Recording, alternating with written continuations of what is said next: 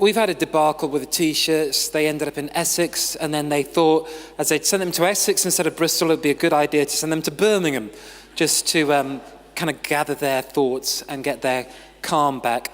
So it'll take us a while to get the T-shirts to you, and Lizzie will tell you how that's going to happen later on. But when you get your T-shirt, you need to earn it. You've paid your registration, and you'll get a T-shirt, but I want you to earn the T-shirt by the funds that you can raise. Now let me tell you, the average person who does the Bristol 10K raises a certain amount of money. And so with the 350 runners that we've got, if we were average 350 runners, we would expect to raise £25,000. That's the average. In fact, that's seen as good. When I talk to people who do this professionally, I'm not a professional fundraiser, I'm just a minister. But when I talk to people who do this professionally, they say, yeah, 350 people, about £25,000. If you're doing well, if everyone really puts their best effort forward. But I say, the thing is, I'm not working with average people.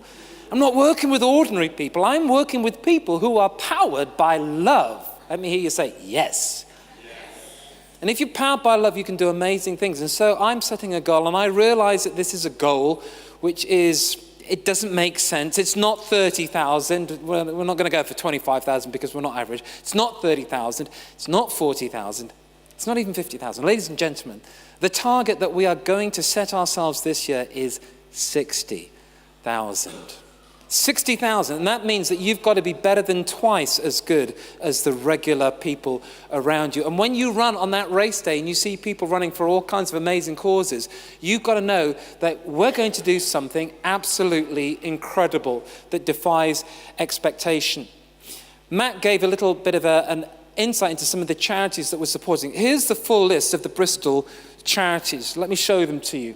First of all, we're going to be supporting homelessness. So we've got the Crisis Centre, we've got the Julian Trust, Julian House, and also Home for Good, which helps put kids into foster care families. We're going to be working with vulnerable women. Again, Matt talked about that. But Beloved, who work with women in the massage parlours. 125, who work with women who do the street sex trade. Unseen, who work with women who've been illegally trafficked.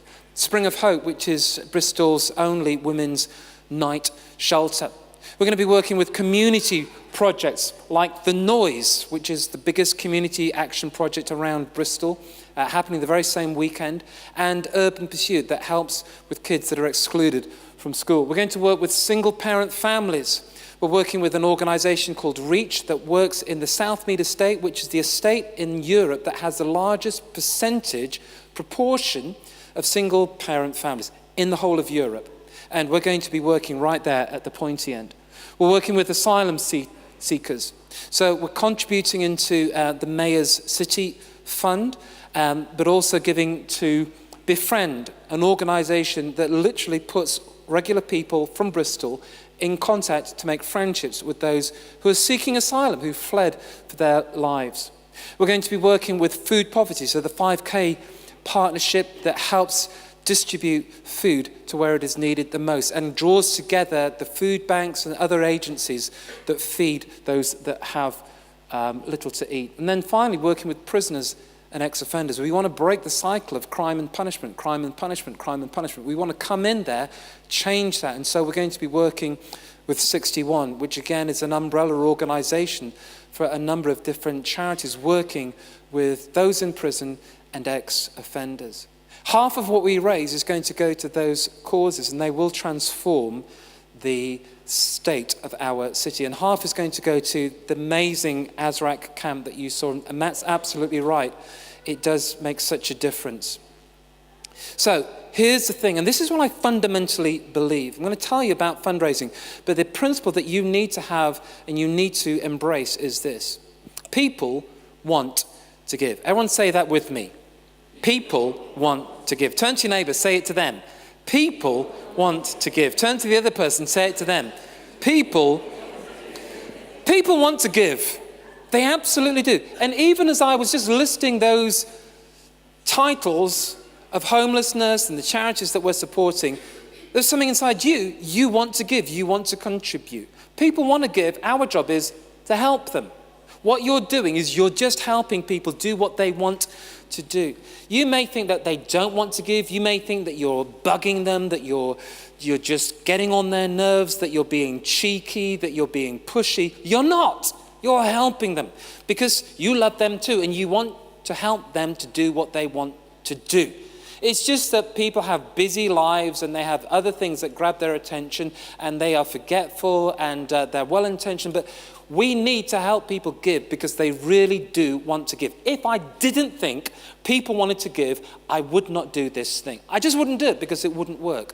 But I know that people want to give. And that's why we as Love Runners have consistently got more than the market average in terms of fundraising, because we know this secret that most people don't know. People want to give. Say it with me. People want to give. So help them. How do you help them? First of all, you help them by letting them connect with you. The reality is that people will in theory care for Syrian refugees, but honestly, it's the 7th year of the crisis going on 8, and it's kind of out of sight, out of mind, but they know you, and they know that you maybe don't normally do this kind of thing. And so when you're doing your fundraising page, let people connect with your story. Your story will help people connect with their story. They might not know someone that's homeless. They might not know someone that's been trafficked. But they know you, and they know what this means to you. So when you present it and when you talk about what you're doing, just allow people to see your own humanity, your own stake in this. Tell your story. Don't make a page that just says, I am raising money for the causes that are great and good. Tell them, hey, I've never done anything like this. Or this is only the 6th time that I've done Love Running, whatever it is. But this is the hardest thing ever, or this is why it means so much to me, or this is why it's particularly special. Tell your story. Allow people to connect with you. Secondly, connect them with the causes. So we do want people to hear, and we will be feeding you information as we go along. We'll email, we'll put stuff on Facebook, we'll put stuff on our website, and we'll do videos like this that help people see the human side of the people that we have been supporting. You saw Matt in the camp. I was there. I was filming the camera. That's why you didn't see me. I was there, honest. But we went into some of these situations. You know, I was there. I had tea with a girl who was shy, not because of the normal, usual pre-teen girl shyness factors, but because her face had been hit by shrapnel, and she was shy about her appearance. We need to connect people with the causes. These are real people with real lives. You want to use humor, and you want to use creativity. So as much as possible, we're not trying to say to people, hey, the world is a bad place, feel bad. That's true, but if we can do it with a lightness of touch, it gets much greater results. If you can be creative, if you can say, I am running in a funny costume. One year we had a couple who got married the week before. They came back early from honeymoon, and they gender swapped. So he ran in a wedding dress and she ran in a morning suit. And it was hilarious because he really couldn't fit into her dress, and it was quite awkward. We had guys running in tutus and with coconuts in funny places. You can be creative. You can do something. If you're one of these people that's great at running, find a creative way to put a twist in. It's not about the running. It's not about the personal best. If you get that, great. But use your creativity and use your humor to get people on board. People really respond to this. What you need to do is you need to keep updating your page. So I'll show you how to do the page in a moment. But once you've put it up, keep updating. Here's a little pro tip, okay? Put a target for yourself. So if we're 350 people, if we're going for 60,000, it means that every one of us needs to be raising, I mean, we say on the thing, raise 120 pounds. We want to go more than that. So maybe you say, okay, my target is to raise 500 pounds. What you do is this. You say, my target is to raise 250 pounds, because, you know, you hedge your bets. And then when you start to get to 200, you change, you update. You say, actually, my target is now 350 pounds. I'm so amazed that I got this target. And then you keep changing it. And you allow people to sort of come along with you. But also you update them on your progress. I can now run for 3 minutes without a coronary event. Let people know how you're doing. Update. Take them on your story. Update things as you go along. And then you want to be persistent. Like I said, people want to give, but very often other things get in the way. And they mean to do it, but just didn't get around to it. Here's a tragedy. You ask someone once, they want to give, but they didn't get around to it. Or it wasn't convenient, or they forgot about it. You don't ask them again, they never give. That's a tragedy. Money that was wanting to be given isn't given because you weren't persistent. Now, I get this. Here's a little insight into the life of Philip Gennady. You know, when I email you, and when I text you even more, do you know, I die a little. Because I feel like, oh no, I am disturbing all these people. I am become the bringer of spam. I feel bad.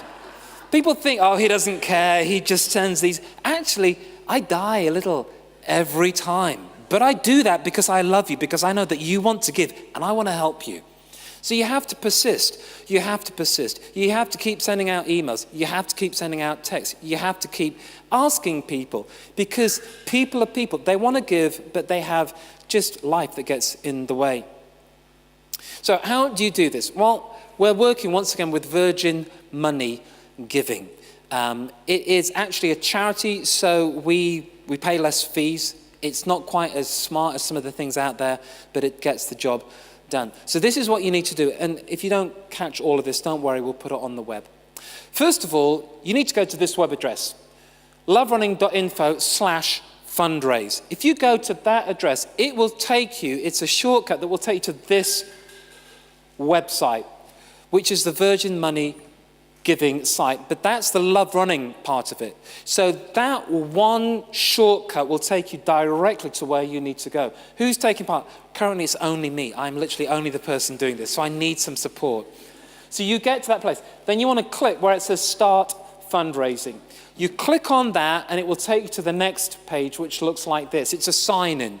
If you've already got an account, you sign in with your details. If you haven't, you put your email address in. It'll get you to make a login, an account. And once you've done that, you go to the next page, which just confirms this. What's your fundraising challenge? It's automatically filled in for you. The Great Bristol 10K, and you just click on that thing at the bottom. And that will take you to this page. Have any of your selected charities, you'll see Love Running there, have they contributed to the cost of your event? You say no, otherwise you can't get gift aid, and we haven't. If you keep in touch, I didn't take this, I don't want any spam from that guy because it's so annoying. So create my page. You create my page and that takes you to your own bespoke page, which you can use, which you can update, and which you can start to throw out to people, put on your Facebook, things like that. It's really that simple. That's all that you need to do.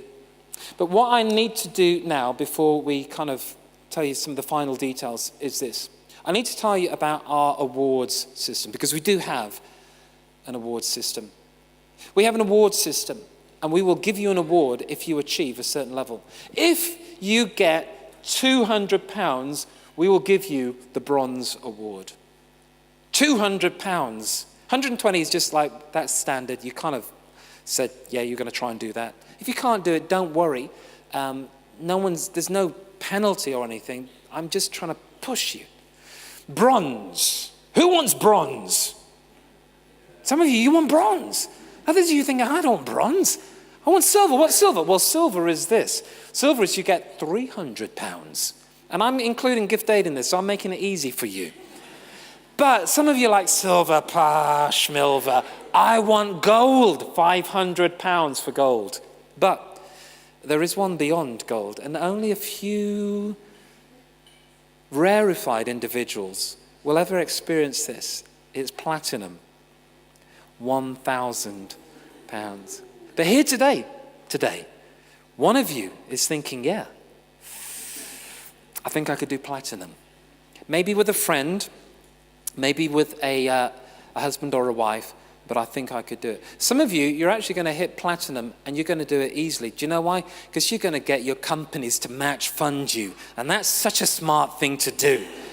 And if they have an issue with, we don't like to support single parents because it's, I don't know, whatever, then you just say, okay, well, I will talk to Philip, and he will allocate all of your money to your charity of choice. We can do however it works. Get whatever you can. But I want you right now, before Lizzie comes up, I want you to just decide and talk to the person next to you. Here's the thing. What are you going to go for? What bronze or gold or silver medal do you want to get? So 30 seconds, do that, and then Lizzie's going to tell you how we do the last final practicalities. Okay? Turn to the person next to you. Choose your award. By the way, it's a notional, theoretical award. There's no actual thing. Okay?